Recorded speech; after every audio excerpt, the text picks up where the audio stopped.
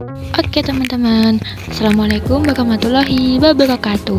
Selamat datang di channel YouTube saya. Pada kesempatan kali ini, aku akan mempresentasikan dari diagram ini ke presentasi ini. Apa sih judulnya? Ya, judulnya Regulasi Fermentasi Kultur Campuran dari Analisis Jalur Metabolik dan Diversitas Produk. Oke, sebagai pendahuluan, pencernaan anaerob adalah proses konversi bertahap di mana bahan organik diubah menjadi biomasa dan biogas dengan memanfaatkan konsorsium mikroba campuran. Fermentasi atau pencernaan anaerob sebagai mekanisme katabolisme biologis yang tidak menggunakan elektron eksternal seperti oksigen atau NO3, melainkan bergantung pada reaksi transfer elektron yang berhubungan dengan substrat untuk menghasilkan ATP. Mekanisme ini mengubah monomer organik menjadi beragam produk seperti asam lemak rantai pendek, alkohol, dan gas. Analisis regulasi fermentasi kultur campuran berdasarkan diagram. Apa sih maksud diagramnya? Nah, diagram yang disajikan adalah tinjauan metabolisme fermentasi kultur campuran berbasis glukosa dari referensi Holzer et al. 2014, di mana setiap jalur dibedakan oleh gelembung berwarna mempresentasikan keputusan jalur metabolisme yang berbeda di titik percabangan pirufat. Nah, area 1 berisi jalur glikolisis atau EMP, penghasil energi dan asam pirufat.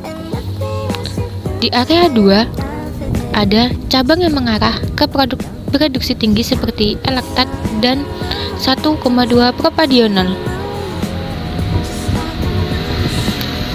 Yang area 3 merupakan cabang asetil-CoA yang mengarah ke produk seperti etanol dan asetat serta jalur asetonin 2,3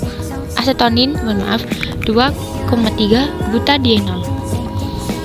Nah, untuk area 4 berisi jalur butirat yang merupakan jalur yang sangat penting bagi genus Clostridium. Area 5 yaitu cabang yang berkaitan dengan jalur asam propionat dan turunan 1,2 propandiol. Area 6 berisi jalur yang mengarah ke asam suksinat, dikenal sebagai daur ulang dikarboksilat atau jalur anaperiotik. Lalu, kalau dikaitkan dengan mikroba, gimana ya mikroba memutuskan jalur metabolismenya? Bakalan dipakai semua atau bakal dipakai satu jalur aja? Atau bakalan dipakai salah dua mungkin atau tiga? Nah, jalur metabolisme fermentasi mikroba. Proses metabolisme fermentasi terdapat hubungan simbiosis dan alternatif di antara berbagai mikroorganisme yang dapat mempengaruhi jalur metabolisme. Kalau kita kenal paling umum yaitu metabolisme, jalur glikolisis atau EMP dan jalur ED atau Edner-Dodorov. Apa sih bedanya keduanya itu? Padahal kalau di referensi kan sama-sama aja pemecahan glukosa gitu. Nah, kalau jalur glikolisis atau yang kita sebut dengan Embden-Meyerhof-Parnas yang diambil dari tiga nama penemunya yaitu Embden, Meyerhof, dan Parnas adalah proses metabolisme paling mendasar dalam sel mikroba yang dimana prosesnya itu bersamaan dengan siklus asam trikarboksilat atau siklus Krebs. Gimana sih tahapan EMP itu? Kalau mikroba itu pertama kali berada dalam fase persiapan, yaitu dari glukosa diubah menjadi glukosa 6-fosfat, diubah menjadi fruktosa 6-fosfat, diubah lagi menjadi fruktosa 1,6 bifosfat, dan diubah lagi menjadi gliserdehida 3-fosfat. Kemudian di fase kedua yaitu fase pembayaran, itu dari gliserdehida 3-fosfat diubah menjadi pirufat yang akan kemudian dihasilkan 2 molekul NADH dan 2 molekul ATP atau molekul glukosa. Terus contoh bakteri yang menggunakan EMP ini apa? Contohnya aku ambilnya yaitu Lactococcus lactis. Lactococcus lactis ini adalah salah satu contoh mikroba fakultatif anaerob. homofermentatif dan bermetabolisme dengan jalur EMP. Glukosa dalam kondisi aerob akan berkatabolisme mengikuti jalur EMP menjadi pirofat dan ATP.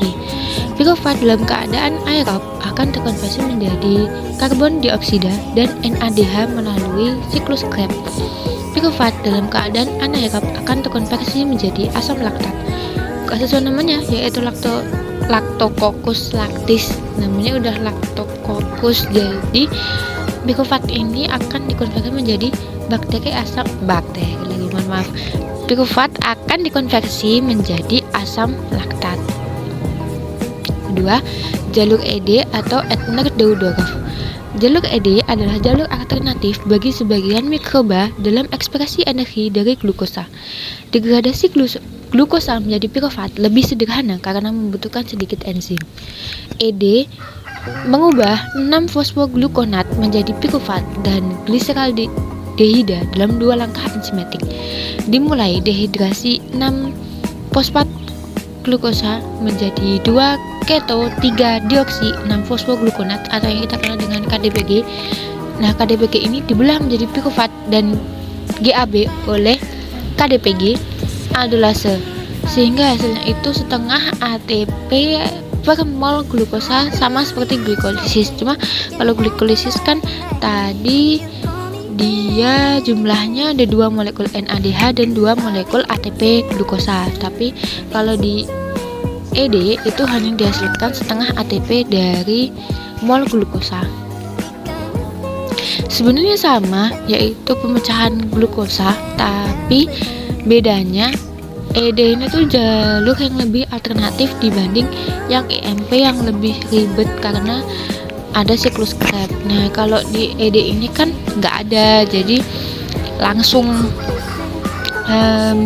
pengubahannya tuh lebih sedikit enzim yang dipakai. Jadi mikroba yang mungkin hidupnya itu nggak terlalu kayak sumber nitrogennya mungkin kurang tidak mencukupi. Nah, itu mungkin menggunakan jalur ED untuk menghemat energi. Nah, ini salah satu contoh mikroba yang aku paparkan di sini, yaitu bakteri Ximomonas mobilis.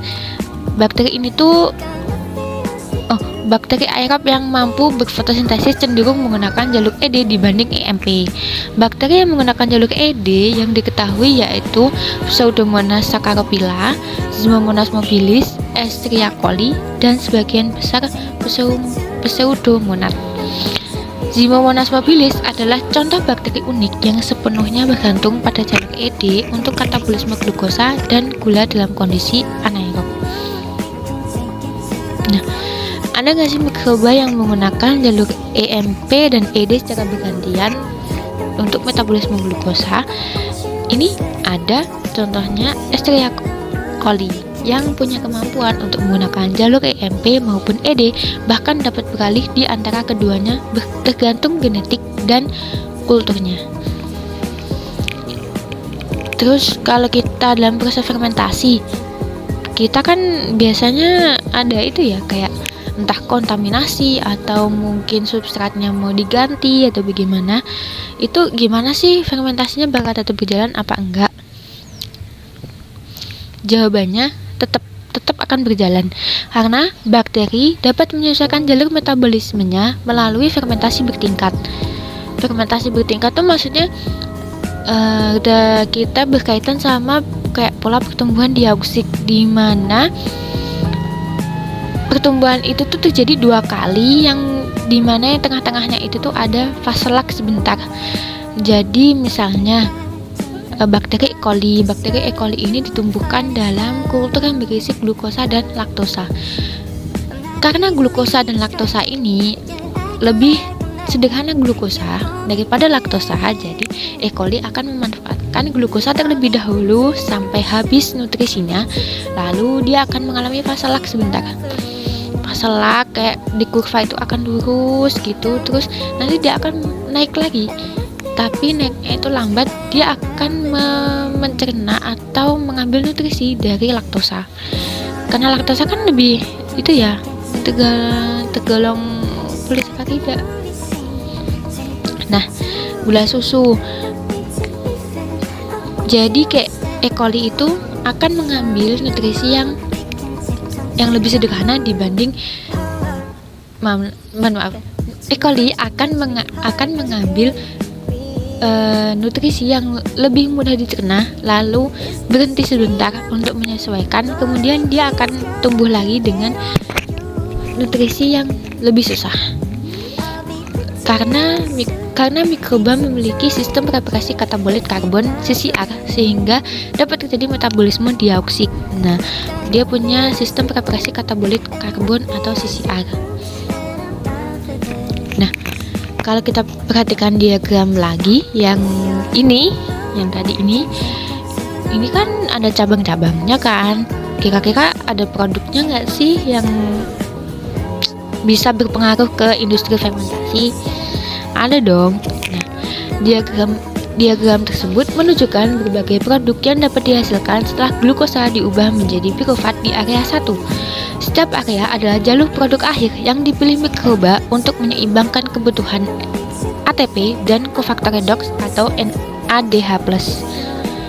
Di area 2 ada jalur asam laktat dan 1,2 propanediol. Ini mengaktifkan secara cepat untuk meregenerasi NADH+ dalam jumlah besar, terutama bakteri asam laktat. Dalam industri, asam laktat adalah prekursor utama produksi PLA atau polilaktik asid, salah satu biopolimer biodegradable oleh kemasan. Sedangkan 1,2 propanediol adalah bahan kimia yang digunakan dalam produksi polyester, kosmetik, dan bahan industri. Area 3, jalur etanol asetat 2,3 butadienol. Jalur ini melibatkan asetil-CoA. Produksi etanol dan hidrogen adalah jalur efektif untuk mengoksidasi NADH menjadi NADH+. Dalam industri, etanol digunakan untuk bahan bakar hayati, asetat digunakan dalam industri makanan dan pelarut, sedangkan 2,3 butanediol adalah bahan kimia yang digunakan untuk produksi karet sintesis, pelarut, dan bahan pembeku. Area 4 yaitu jalur asam butirat dan solvent. Jalur ini merupakan jalur khas bakteri butirat yang menghasilkan ATP lebih tinggi dibanding jalur laktat. Produksi hidrogen secara simultan terjadi untuk menyingkirkan elektron berlebih, dengan hasil akhir berupa asam butirat, butanol, dan hidrogen. Butanol adalah bahan bakar hayati next generation. Asam butirat digunakan dalam industri pakan, farmasi, dan produk flavor. Di area 5 ada jalur asam propionat. Digunakan secara umum untuk mengolah substrat non-glukosa dan sering melibatkan molekul perantara seperti suksinat atau laktat yang digunakan oleh bakteri propionik.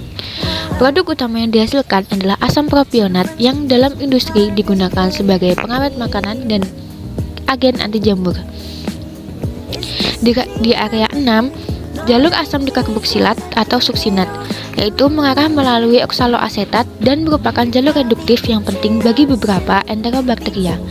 Hasil produk utama berupa asam suksinat yang merupakan bahan kimia paling penting. Asam suksinat adalah prekursor untuk 1,4 butanediol yang digunakan untuk membuat polimer performa tinggi yang menjadikannya pengganti langsung bahan kimia berbasis minyak bumi. Nah, kesimpulan yang dapat kita ambil yaitu memahami dan mengontrol mekanisme regulasi yang menentukan fluks karbon ke area 2-6 adalah kunci.